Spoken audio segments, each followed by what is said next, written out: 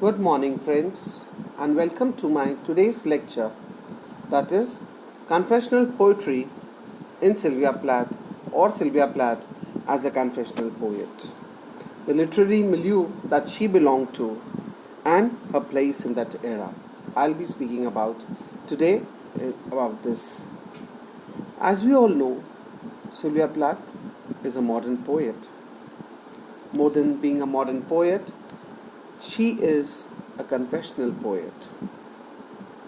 There have been very few confessional poets before and during her time, and she has been associated with it.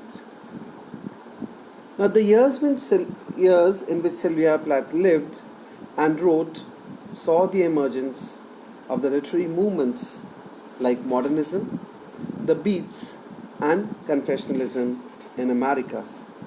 This movement directly influenced Sylvia. As a student, she studied these writers and critiques, and on the other hand, confessional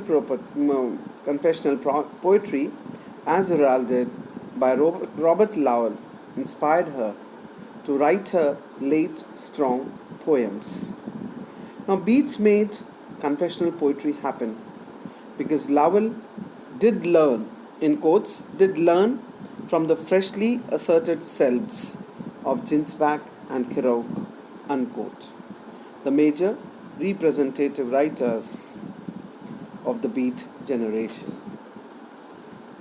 So Sylvia had many and varied literary influences on her modern poetry in English emerged in the early 20th century as a result of the interaction of European and American sensibilities. Modernism emerged with the advancement in technology, industrialization, and capitalism. With the advent of 20th century modernization, a sense of alienation, uncertainty, confusion was felt by all, and the root of this alienation lay in the advances in various branches of science and social studies, which helped to undermine the absoluteness of religious and ethical systems. Now, talking about the confessional poets, these poets stand at the other pole than the modern writers like Eliot, Ezra Pound, Yeats, etc. They are explicitly subjective, and their poetry emerges out of the subjective experiences of their life. Autobiography also has an important place. Self is more important for poets like Sylvia Plath and other confessional poets. All her experiences are recorded in a book called Letters Home, edited by Sylvia's mother. Now, the confessional poets have used their personal experiences as the themes and forms of their poetry directly. It was an inevitable reaction to Auden and Eliot's poetry. They were also reactionary against Eliot's objectivity and impersonality.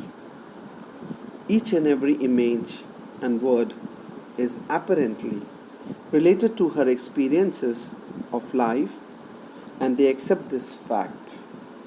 Sometimes images are too personal that they fail to make any sense out of it. Subjective in images, all these confessional poets are subjective in images and even in theme. Critiques like M.H. Rosenthal, in order to define confessional poetry, has given an outline, and he mentions that confessional poetry has threefold expression. On the first place, we have the self seeks to discover itself through the energy of insights into reality and through the sensuous excitement generated in it by its experience of reality. Unquote. Now, this poetry is a constant struggle to assert the validity of the feeling personality in the face of the depressing realization. Now, secondly, quote by M.H.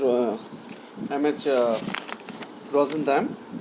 Secondly, this poetry of political and cultural criticism centers on the individual as a victim. Unquote. It also has the elements of new existential subjectivity in which the poet sinks his consciousness deep into every moment of this daily self. And in the third place, in quotes, the private life of the poet himself, especially under the stress of psychological crisis, becomes a major theme. This poetry becomes at once private and public, lyrical and rhetorical, unquote. Or we could call it an intimate autobiographical subject matter as an essential element of the confessional poetry. So we see that there were three major threefold expression which confessional poetry has, as mentioned by M.H. Rosenthal. Now, there was a Robert Lowell who was recognized as a major poet after the World War II and also a well-known poet of the confessional mood. So this movement was not secondary, but even the major poets wrote in this mood. Now, if you talk about confessional poetry, there are a few more points which I would like to add. That this confessional poetry was written during 1950s and 60s, and this poetry was always written in the first person narration and in the traditional writing style, which was retained by the writers of this age. And we see that Sylvia Plath also has been one of the greatest members belonging to this school of confessional poetry, and Sylvia's friend Annie Sexton was also one of the major confessional poets. Sylvia and Annie were very similar to each other. Even their personal lives, together with their poetries, have many similarities, and their manner of dying was also similar. Both of them experienced fits of madness, both broke their marriages, and both recorded the tensions and struggles in their poetry, and their lives reinforced their works. Both of them had attempted suicide and failed, and towards the end both committed suicide. More about this poetry I'll be coming up in my other lectures. Till then, goodbye and good day.